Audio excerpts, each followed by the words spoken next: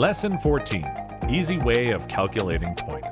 Of course, it's important to know how much profit we will make when the target price is reached.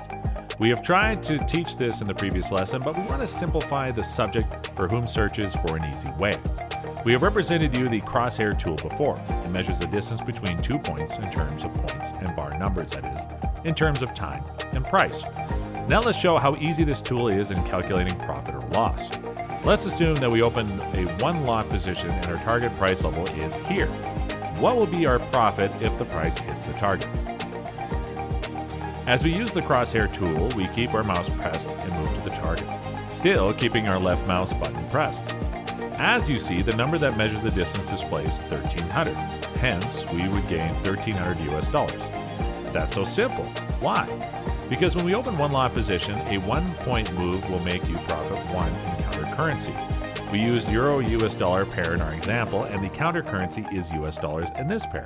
That's why we said $1,300. Let's give an example from another pair. We now use US dollar CHF pair. If we open a one lot position from this price and close it from this price level, we'll be getting 624 CHF profit. Please keep in mind that these values are for one lot positions. If you prefer to use mini lots, we'll divide this by 10, while we divide it by 100 if we prefer micro lot. There's only one exception in this simple method, the Japanese yen. Because the Japanese yen has very low values, we cannot apply this rule to yen pairs. But we can overcome this by simple ways. And let's discuss it by giving an example. Let's assume that we open a buy position and the price comes to that point.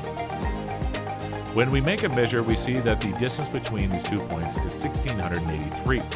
The only thing we should do is multiply this value by 100.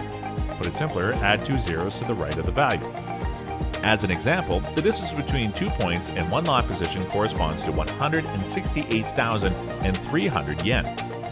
All these examples are made in one lot sizes, but you can calculate the distance value with other lots by using these examples.